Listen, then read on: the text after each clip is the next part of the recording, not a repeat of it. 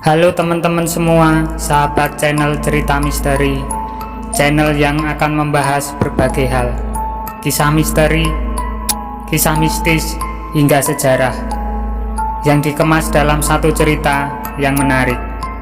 Dan pada kesempatan kali ini, saya akan menceritakan kisah efek mengerikan santet tanah kuburan.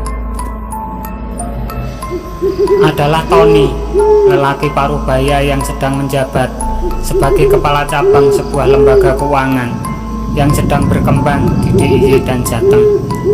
Sebagai seorang kepala cabang sebuah bank, Tony memiliki relasi yang luas, dari kalangan kelas bawah sampai kelas menengah, dari petani hingga pengusaha. Tony memang dikenal sebagai orang yang ramah dan mudah bergaul. Sore itu, tanpa sengaja Tony bertemu dengan Agus, teman kuliahnya dulu, di sebuah rumah makan di kota Solo. Agus adalah pengusaha properti. Kedua sahabat itu pun ngobrol panjang lebar sambil menikmati makan. Agus menceritakan kalau usahanya di bidang properti sedang berkembang. Seiring dengan berkembangnya suatu usaha, pasti di belakangnya ada modal yang tidak sedikit. Setelah Agus menceritakan secara detail semua tentang usahanya, dari estimasi profit hingga investasi jangka panjang. Sebagai seorang kepala cabang di sebuah bank, Tony paham betul menganalisa cerita sahabatnya Agus itu. Dan Tony menyimpulkan kalau apa yang dikatakan Agus itu memang masuk akal.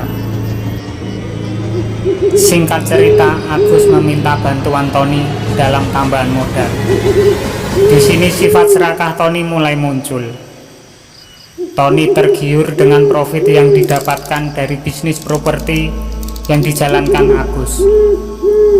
Tony berinisiatif meminjamkan uang pribadi Tony ke Agus daripada menjadikan Agus sebagai nasabah di bank di mana Tony bekerja.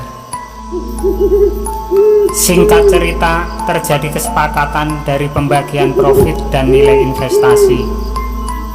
Investasi ini uang pribadi Tony, di mana uang itu adalah semua tabungan Tony yang dikumpulkan bertahun-tahun. 3 bulan pertama pembagian profit lancar-lancar saja. Di sini Tony sangat semangat.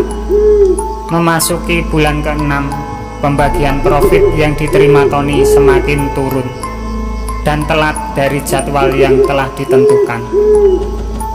Sejak itu Agus juga susah untuk dihubungi. Setahun kemudian tidak ada profit yang didapatkan Tony. Di sini Tony mulai mencium ada sesuatu yang tidak beres. Tony mencoba mengontak Agus, tetapi tidak ada respon. Sampai didatangi ke rumah, tetapi hasilnya nihil. Agus beralasan kalau usahanya bangkrut dan tidak bisa melanjutkan usahanya lagi. Tetapi Tony sebagai kepala cabang sebuah bank dan ahli di bidang analisis, dengan melihat keadaan Agus, rumah Agus, kendaraan dan gaya hidup Agus, Tony menyimpulkan kalau Agus tidak bangkrut, tetapi Agus sengaja menipu Tony dengan alibi bangkrut. Di sini Tony mulai frustasi dan akhirnya Tony mendatangi seorang dukun. Setelah menceritakan semua hal yang dialami, Tony meminta kepada dukun itu untuk membuat Agus jadi benar-benar bangkrut. Dukun itu pun menyanggupi permintaan Tony dengan syarat Tony harus mengumpulkan 3 tanah kuburan. Tanah kuburan yang diminta dukun itu tidaklah sembarangan,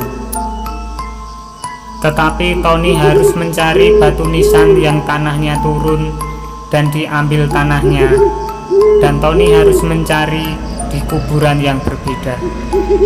Karena dendam sudah merasuki hati Tony, walaupun syaratnya yang diminta dukun itu berat, tetapi Tony menyanggupinya.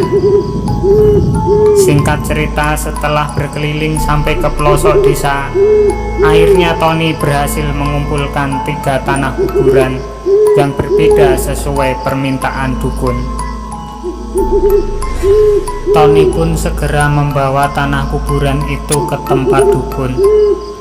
Setelah 40 hari 40 malam dukun melakukan ritual pada tanah kuburan itu, Tony diminta untuk menaburkan tanah kuburan itu ke halaman rumah Agus.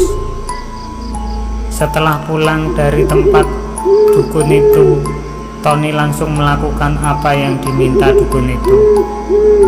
Tony datang ke rumah Agus dengan alasan menanyakan profit dari bisnisnya sambil menaburkan tanah kuburan ke halaman rumah Agus. Setelah sampai rumah dan Tony membuka pintu, alangkah terkejutnya Tony. Di ruang tamu sudah ada 3 sosok hitam tinggi besar yang sudah menunggu Tony.